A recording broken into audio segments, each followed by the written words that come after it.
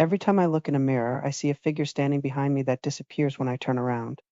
At first, I thought it was just my imagination, or maybe my mind playing tricks on me. But it kept happening day after day, month after month. Whenever I looked into any reflective surface of mirror, a window, even a still pond, there it would be, just over my shoulder. A dark, humanoid shape taller than me, silently watching. I'd spin around quickly, heart racing, expecting to come face to face with an intruder. But there would be nothing and no one there. The space behind me would be completely empty. I started avoiding mirrors and anything where I might catch an unexpected glimpse of my phantom stalker. But that creeping sense of being watched, of not being alone even in an empty room, never went away. I could feel its presence, like a cold spot hovering just out of view. At night I'd lay rigidly in bed, ears straining for any sound out of the ordinary. But the only thing I ever heard was my own shallow breathing and the frantic hammering of my heart. Sometimes I thought I heard faint footsteps pacing slowly around the room, or a floorboard creaking under an invisible weight.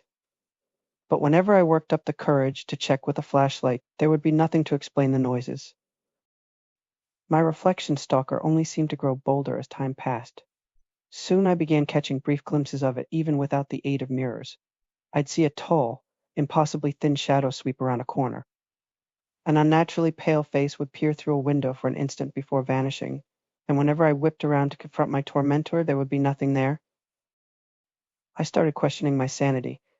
Was there really some ghoulish presence haunting me? Or was I only imagining things? Had I unknowingly developed schizophrenia or some other illness that caused hallucinations? Desperate for answers, I began seeing a therapist, carefully avoiding any mention of my mysterious reflection visitor. I didn't want to be dismissed as delusional. The therapist said I showed signs of severe anxiety and paranoia, but she found nothing to indicate schizophrenia or a break from reality. She chalked up my experiences to stress and an overactive fight or flight response triggering mild hallucinations. She put me on anti-anxiety medication and cognitive behavioral therapy. The therapy helped at first. The sense of being stalked subsided somewhat, but before long, my mirror-bound shadow returned with a vengeance. Now I saw it even while on heavy doses of anti-anxiety meds that were supposed to make hallucinations impossible. I began to worry I was dealing with something beyond the understanding of modern medicine, something supernatural. A ghost? A demon? Some unknown interdimensional entity that only I could perceive? The more I researched paranormal phenomena, the more I came to believe something inhuman was indeed stalking me. I just didn't know why I had been targeted, or what it wanted. I decided my therapist couldn't help me and stopped seeing her. Instead, I sought out psychic mediums, demonologists, paranormal investigators, anyone who might shed light on my unseen pursuer. Most dismissed me as disturbed or delusional, just as the therapist had.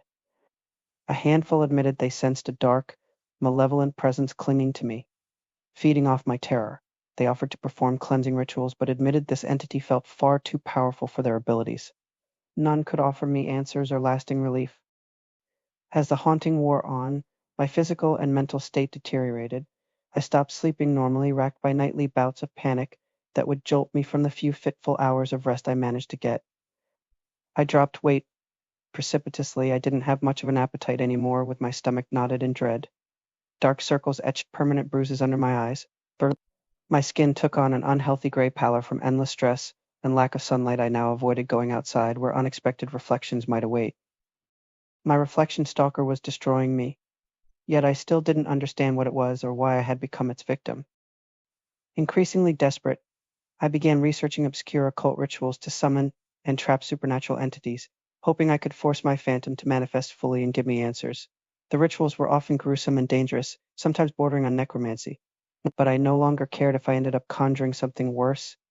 Anything had to be better than continuing on like this. Finally, on the anniversary of when I first spotted my shadowy reflection doppelganger, I attempted the ritual I hoped would end my nightmare. I drew intricate circles of salt on the floor, placed candles at 5 points around the room, set out offerings of blood and ash to attract beings from other realms. Nervously, I lit the candles and read aloud the incantation meant to open a portal to the dimension beyond death. The temperature plummeted as I spoke the occult words. My breath misted before me in freezing clouds. The flames guttered in a sudden vortex of frigid air swirling around the room. I thought I could hear faint whispers emanating from that icy vortex, voices both sinister and pleading. Apprehensive but determined, I read the words to summon my mirror stalker itself across the dimensional breach. the room filled with an awful stench of decay, as I described the height and build of the shadowy figure that had tormented me for so long.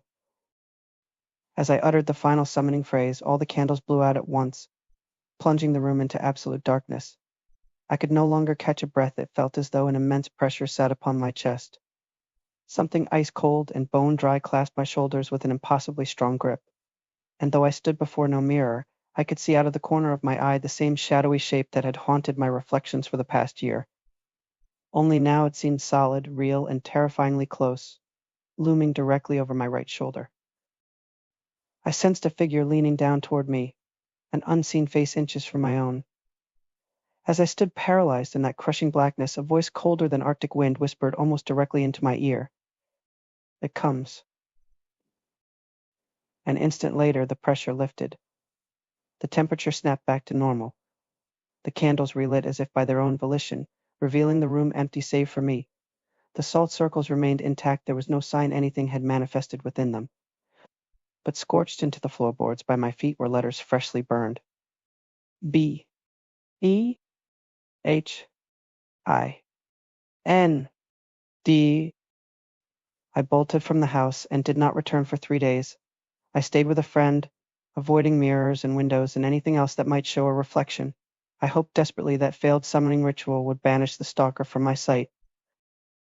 But when I eventually returned home, heart pounding as I slowly entered my own bedroom, I caught sight of myself in the dresser mirror and saw the same shadow hovering over my shoulder. It seemed even darker and more solid than before, as if it were continuing to gain power from each display of my terror. My failed attempt to confront the entity has only made things worse. Now I feel its eyes on me even when no mirrors are present.